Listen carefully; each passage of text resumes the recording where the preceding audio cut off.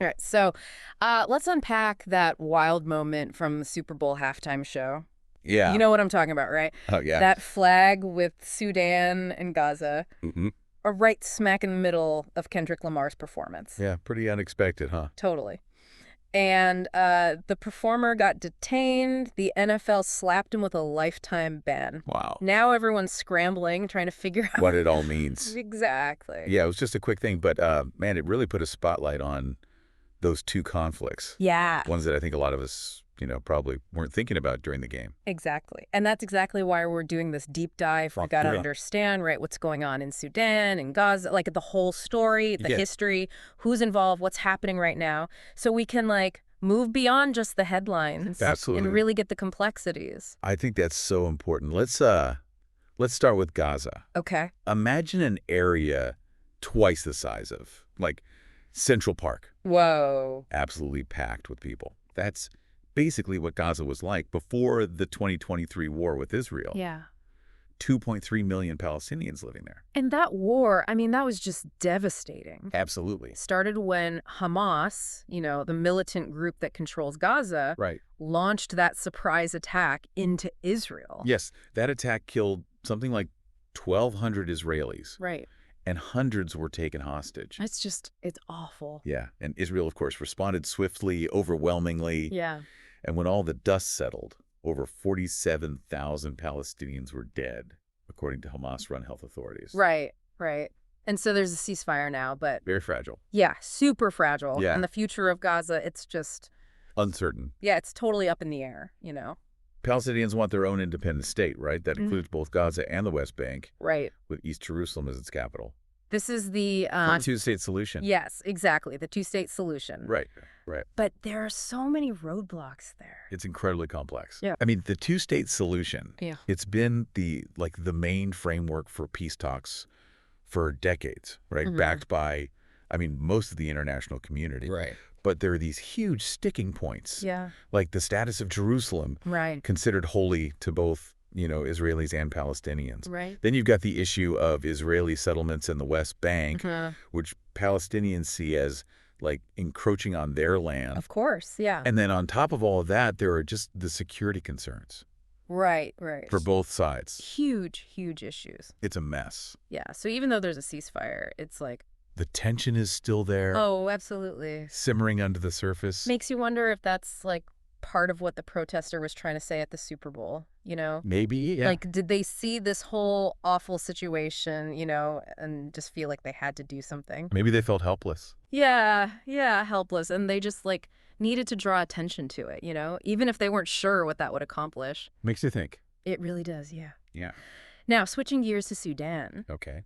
it's a whole different story there. Like Mhm. this northeastern African nation. Right. I mean, they've been wrestling with instability for years, It's been a long time coming. Yeah, like back when they ousted their longtime autocrat. Omar al-Bashir. Yeah, in 2019, there was this, Hope for democracy. yeah, like a real chance for change. A new era. But man, those hopes, they got crushed. Crushed by a military coup. And ever since 2023, it's been Brutal civil war. just awful. Yeah. This war, it's between the Sudanese armed forces and the Rapid Support Forces. RSF. Right, the RSF. And the humanitarian crisis, Catastrophic. totally. Over 28,000 people killed. Millions forced from their homes. It's unimaginable. And it's getting worse. Because of these attacks, just indiscriminate attacks. Oh, no. Targeting civilians. What? Yeah. The UN recently reported a huge spike in civilian casualties Jeez. from artillery fire, airstrikes, Oh, cool. even drone attacks. It's just senseless. Yeah, this total disregard for human life, it just shows you how brutal this conflict really is.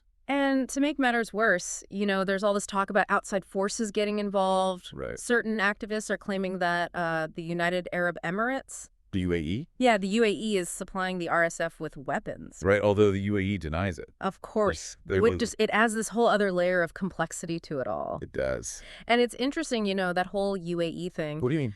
because it ties back to the Super Bowl protests. Oh, right. Remember Macklemore, the rapper? Yeah. He canceled a concert in Dubai.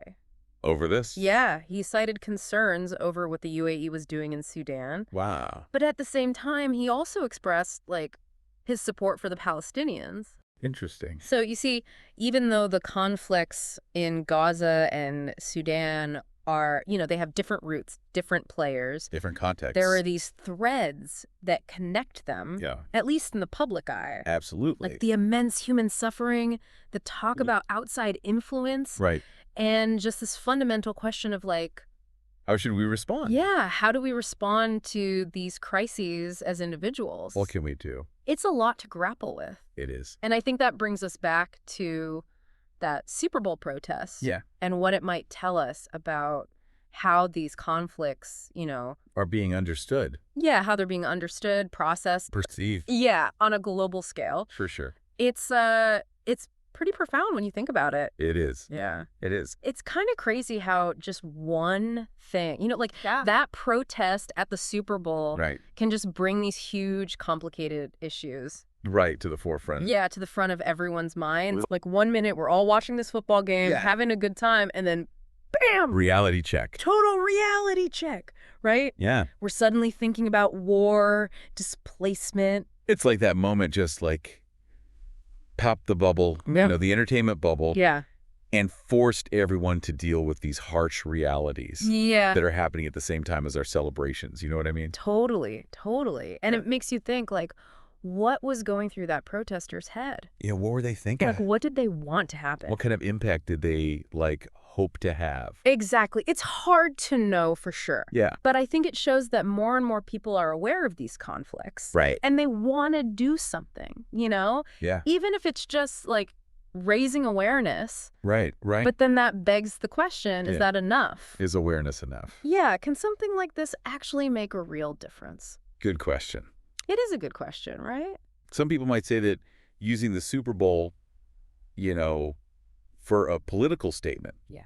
it's just inappropriate, that Yeah. it takes away from, the entertainment Uh-huh. spirit of the event. Right. Like it's a day for fun. For celebration. Yeah, coming together, forgetting about our problems for a few hours. Exactly. But then others might say, no, this is exactly when we need to be reminded. That's what's happening. Yeah, that all this suffering is happening out there. So we can't just turn a blind eye. Even for a few hours. Even for a Super Bowl party. Right, exactly. And that kind of brings up another big question. What's up? Like, what role do we have as individuals in dealing with these huge global problems? Yeah, that's a tough one. It's a tough one, right? Yeah, can one person actually change anything? I mean, sometimes it feels kind of hopeless, Yeah, you feel so small. Yeah, like what can I possibly do in Right. the face of like all this suffering? Well, think about that protester at the Super Bowl, right? They probably didn't have a specific solution, Right. but they started a conversation. Yeah. They got millions of people thinking about these conflicts. Even if it was just for a minute. Even for a second, right? And that's something. That's got to count for something. It does, right? Yeah, because awareness, it can be really powerful. Uh-huh. It can lead to education, donations, political pressure, all sorts of things. Right. And we see it all the time with social media. People Yeah. sharing information, raising money, connecting with others who care about these issues. It's like a ripple effect. Yeah, Where totally. one person acts and that inspires others. Yeah. And then all those actions together, they can build momentum for real change. That's a really cool way to think about it. Yeah, it's hopeful. It is. So, back to the Super Bowl protest. Do you think it worked? It's tough to say. Yeah. Like, how do you measure the impact of something like that? Right. But it definitely got people talking. It did. And that's a start. It is a start. Yeah. And I mean, we're here having this conversation because of it. Exactly. It's sparked debate. It's made people want to learn more. Sure. But it also kind of shows, how hard it is to talk about these complicated issues Yeah. in a way that's like quick and attention grabbing. Right. You got to keep it short and simple. Yeah, but is there a danger of like oversimplifying things? Oh, definitely. Yeah. Yeah, like making it seem like there are easy answers when there really aren't. Exactly. And it's important to remember the nuances, Right. the different perspectives, the historical context. Totally. It's so easy to get caught up in the emotion, Yeah. Yeah. the outrage, the like urge to do something. Need to act. Yeah, but we got to be smart about it. Thoughtful. Yeah, informed, strategic. Absolutely. And that's what's so interesting about this whole thing, I think. Yeah. What do you mean? It's not just about the conflicts themselves. It's about how we deal with them. Yeah, how we as people, as a global community, engage with these issues. Right. It makes us think about our own role in all of this? Our own responsibility? Right. Are we just watching from the sidelines? Or do we have a duty to act? And if so, like, what kind of action is actually going to make a difference? These are tough questions. They really are. And there are no easy answers. No, not at all. But I think the first step is understanding Understanding what? the whole picture, you know? Right. Learning about these conflicts, Right. the history, the different points of view. It's like peeling back the layers of an onion. Whoa, that's a good one. Yeah, you start with this, like, simple protest, Right. and then suddenly you're diving into decades of history. Political turmoil. Yeah, and all the suffering that comes with conflict. It's heavy stuff. It is. And the more you learn, the more you realize. How connected everything is. Yeah. Like, these conflicts might seem far away, right. but they impact all of us in some way. Absolutely. It's a good reminder that even when we're distracted. By a Super Bowl? Yeah. By something fun, you know, like a Super Bowl. Right. There are people all over the world dealing with things we can't even imagine. And that brings us to another really important point. Yes. Empathy. Empathy, yeah. We got to try to understand what it's like for the people living through these conflicts. Yeah. To see the world through their eyes. Because when you can do that, it can really motivate you to act. Absolutely. It helps us look beyond our own little world, you know? Our own limited perspective. Yeah, and connect with our shared humanity. Exactly. But even empathy isn't enough, right? No, not on its own. We need to be informed, engaged. Willing to question our own assumptions. Yeah, and ready to make a difference. Absolutely. It's a lot, right? It is. All these conflicts, all the people suffering and trying to figure out like how to fix it. And then you throw in this Super Bowl protest. Yeah. Just like brings it all into focus. Yeah, sharp focus.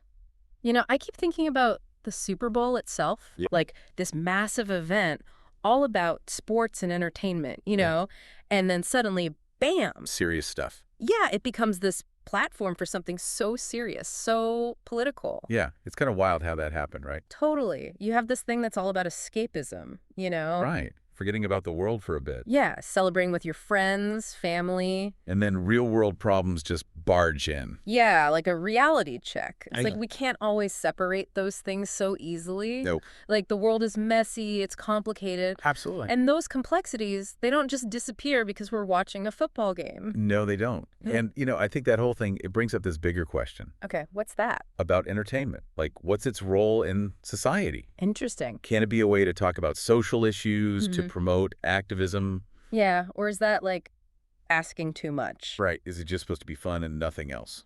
That's a tough one.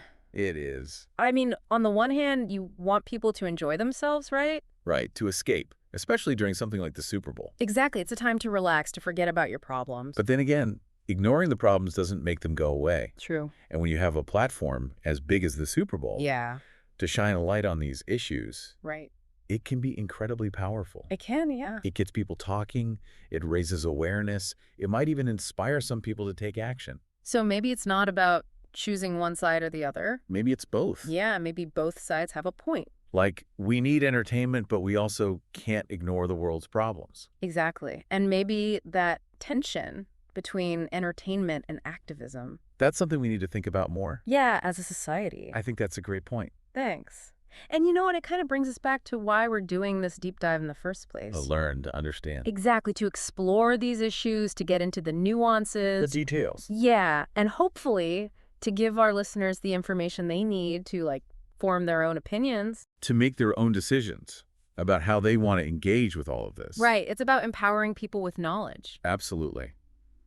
So we've covered a lot today. We have. From what's happening on the ground in Gaza and Sudan, Right, the real human cost of these conflicts. to the Super Bowl protest. And what it might tell us about how people are thinking about these issues. We talked about the two-state solution, The humanitarian crises, the role of outside forces, the challenges of peace negotiations. and what we can do as individuals. Yeah, and even though we might not have all the answers, We own. hopefully we've, like, raised some good questions. Yeah, maybe inspired people to keep learning. Exactly. So to everyone listening, Yeah.